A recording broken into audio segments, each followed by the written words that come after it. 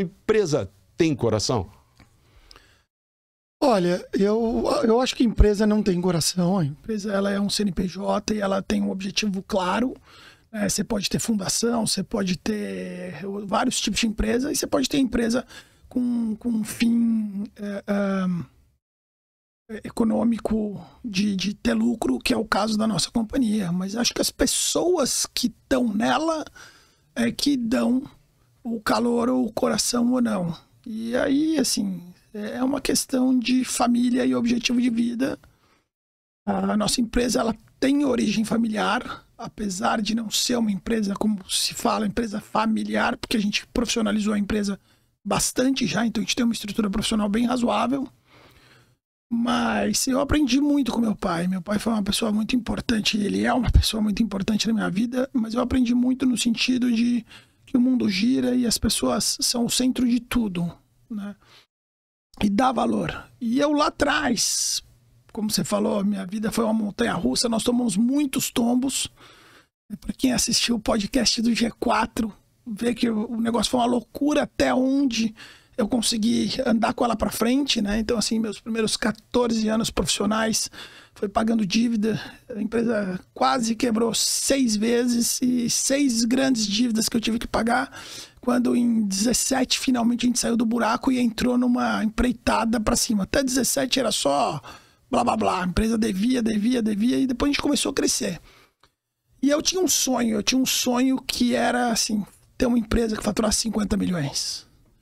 Eu peguei a empresa do meu pai faturando 14 em 2002. A gente rapidamente... Você assume a empresa em 2002? Eu assumo a empresa em 2002. Em meio de um problema, eu comecei a trabalhar com meu pai muito novo, com 16 anos.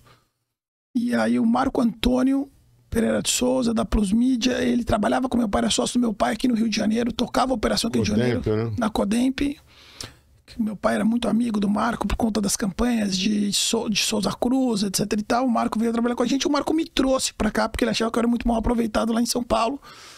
E, cara, eu devo muito do que eu sei ao Marco Antônio. Foi o meu grande professor na área, é um grande amigo. E nessa situação eu vim pra cá. E quando eu voltei para São Paulo, a empresa tinha sofrido... meu pai entrou em outros negócios. E foi enganado, roubado. Então, dívidas. Aí eu voltei para ajudar e o time lutando. Foi muitas dificuldades. Mas vamos falar da parte boa. A hora que a gente entrou na parte boa, a empresa que faturava 14 até 28, 30, ela foi fácil arrumar e levar ela. Mas, cara, eu acho que na época parecia um Recife, sabe? Você nadava até ela e o Recife te jogava de volta.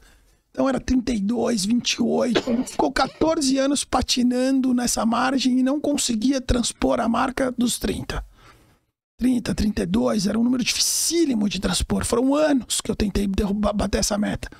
E eu falava, então, puta, um dia eu vou passar os 30 e vou até os 50, né?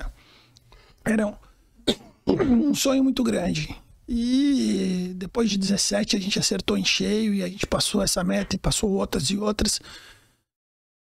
E foi quando eu cheguei e falei, acho que eu preciso olhar para outras coisas que não metas e não dinheiro e não apenas resultados financeiros, porque isso é legal, é importante, mas está longe de ser, na minha opinião, o que mais importa na vida. E até porque eu já tinha conquistado esse meu grande desafio, que era pagar as dívidas do meu pai, 2, equilibrar as dívidas do meu pai, não, as dívidas que os caras que roubaram deixaram para salvar o complexo de tudo que meu pai tinha criado, que meu pai foi quem me ensinou tudo que eu sei. Ele passou um momento de dificuldade e a minha obrigação era socorrer meu pai.